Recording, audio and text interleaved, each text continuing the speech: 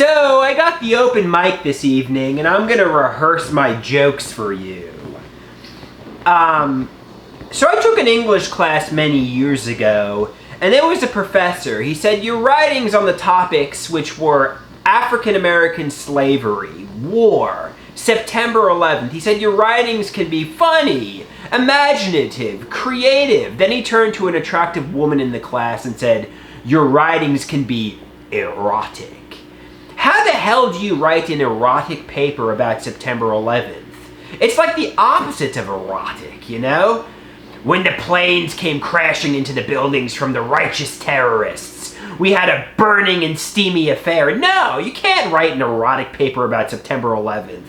It's horrifying. It's life and death. I mean, I get what he was trying to say. I'm the open-minded professor. I'm the cool professor. Nothing will faze me. You could even write an erotic paper. But, you know, there are some things you can turn into an erotic, like, paper, and that's one of them, man.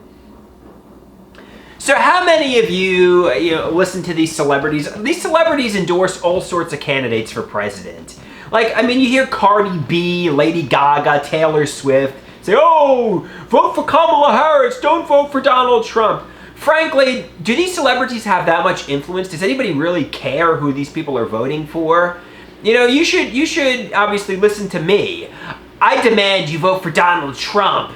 And like a lot of these people have threatened to leave the country if Donald Trump didn't get elected president. You know what I want to say to them? Leave! Hit the highway! Go to Madagascar or Indonesia! Leave the country, you know? I don't know. But then again, I don't care all that much. So how many people, I know my parents often have been getting on my nerves. You know, there are people who can get on your nerves and can irritate and peeve you. And my parents certainly are doing that to me recently. But me, I never get on anybody's nerves. I never annoy anybody. I'm so fresh, suave, cool. But seriously, you know, the home is really frustrating lately, and I'm afraid if I don't get intimacy and love and, you know, some success soon, it's going to end like the Massapequa Horror House, you know, like the Amityville Horror House. But I shouldn't joke, you know, obviously the men in white coats might take this joke seriously and say, oh, Andrew's threatening people, which I'm not. I'm not a danger to myself. I'm not a danger to others. But what I want to say here is, obviously, you know, I want some change, and my parents are getting on my nerves and we're hostily dependent, so. My mother said, Andrew, go into New York City. You know, most of the time when you go into New York City, you have a nice day. And my mother said, you know, I said how I'm afraid of getting assaulted by a criminal, you know. And my mother was saying to go to mental health recovery groups in New York City, and I said I'm afraid of getting assaulted by a criminal. And my mother said, you should go in there with the attitude, I dare the criminals to assault me. I get what my mother was trying to say. Don't be anxious, don't be afraid. But if a criminal really did attack you in New York City, I mean, you might have to take HIV PrEP. If they bit you, you'd be crying. It'd be a really bad day. You know, you don't want a criminal to assault you. And also, if a criminal attacks you, the media, if you defend yourself, might turn you, the victim, into the perpetrator. And, you know, you don't want that either. You don't want to be the person who, you know, attacked a homeless criminal on the subway, on the news, you know. You don't want that either. So you just don't want to get attacked. You want to get through the day without incident. So it really peeves me, people who credit their hard work to God.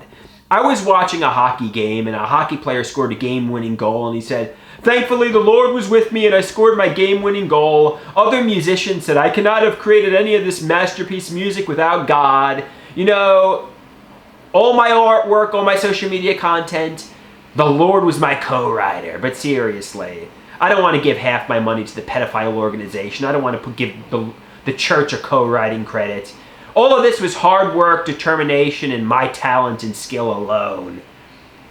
So when I was younger, my father went to a work party, and you know, there was a drunk woman there, and I was a naive elementary school kid, and a woman poured beer in my father's hair after saying to him, drink, drink, drink. And I asked him, Dad, why did she pour beer in your hair? And my father responded with, beer is good for the hair. You know, being an impressionable kid, longer than I should have, up until college, I thought beer was like the shampoo product that you could lather in your hair. I knew it was also an alcoholic beverage that intoxicated you, but I genuinely thought beer was good for the hair longer than I should have, and, obviously it's not.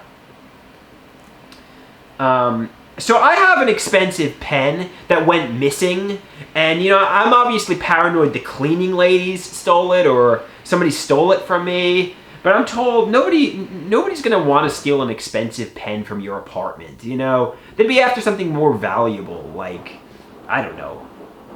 What's valuable in here? I'm looking around to see what they could steal that's valuable. Nothing. I got nothing valuable. But, yeah, man. So, some people say my executive functioning isn't all that high. Some people say I'm a vegetable mind. But I'm going to prove all you people wrong, and I'm going to show you why I'm not a vegetable mind. I'm able to do something that's so high functioning, that's so lucid. I'm able to go wee-wee-wah, wee-wah, wee-wee-wah, wee-wah. Frankly, only super geniuses are able to do that.